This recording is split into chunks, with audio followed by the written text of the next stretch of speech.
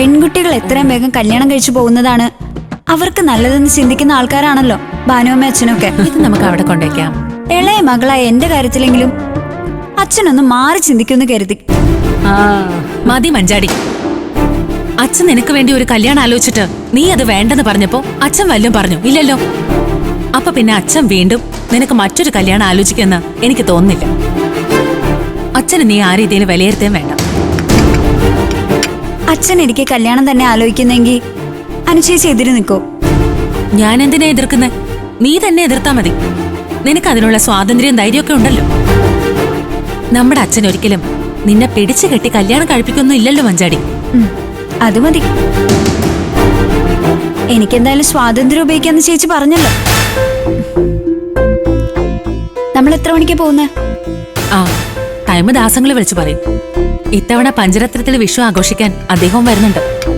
നമ്മൾ ഒരുമിച്ച് അങ്കിളുടെ വണ്ടിയിലാ പോകുന്നത്.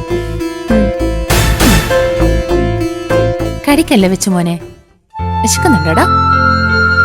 ഇപ്പൊ പാല് തരാവേ. അമ്മ ഇപ്പൊ പാലെടുക്കാവേ. ആ മഞ്ചാടി മോള് പഠിക്കാനുള്ള ആഗ്രഹം കൊണ്ടാവും ഇപ്പൊ കല്യാണം വേണ്ടെന്ന് പറയുന്നത്. അതിനാരാ ഭാനുമേ അവൾക്കിപ്പൊ കല്യാണം ആലോചിക്കുന്നേ? അവൾക്ക് അത് തന്നെ തോന്നുന്നുണ്ടെങ്കിൽ അവളുടെ മനസ്സിൽ വേറെന്തോ ഉണ്ട്. അതെന്തായാലും അത്ര നല്ല ചിന്തയൊന്നും അല്ല.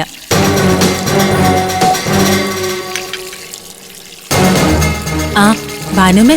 ആ എന്താ മോളെ? ഭാനുമേ ഈ വീട് ഏൽപ്പിച്ചിട്ടാ ഞാൻ പോകുന്നേ. വിഷു ദിവസം ഇവിടുത്തെ പൂജാമുറിയില് ഭാനുമയ്ക്ക് ചെറിയൊരു കണി ഒരുക്കിക്കൂടെ? അതെന്റെ മനസ്സിലുണ്ട് മോളെ. ഈ വീടിന്റെ ഐശ്വര്യത്തിന് വേണ്ടി ഭാനുവമ്മ അത് ചെയ്തിരിക്കും.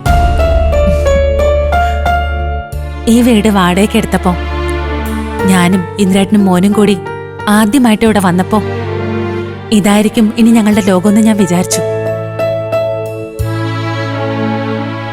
അമ്മ എന്നെ വീട്ടിൽ നിന്ന് ഇറക്കി വിട്ടപ്പോ ഇന്ദ്രേട്ടൻ എന്നെ ധൈര്യത്തോടെ കൂട്ടിക്കൊണ്ട് വന്നതല്ലേ ഈ വീട്ടിലേക്ക്. അന്ന് ഞാൻ ഈ വീട് എനിക്ക് സ്വന്തമാവുന്നല്ല പ്രതീക്ഷിച്ചത്. ഇന്ദ്രേട്ടന് എന്നേക്കുമായിട്ട് എനിക്ക് സ്വന്തമായിട്ട് കിട്ടുമെന്ന. പക്ഷെ ഞാൻ വിഷു ദിവസം ഇവിടെ നിൽക്കാൻ ആഗ്രഹിക്കാത്തതും അതാ ഭാനുമേ. ഇവിടെ നിന്നാ ഞാൻ പലതും ഓർത്തു പോകും.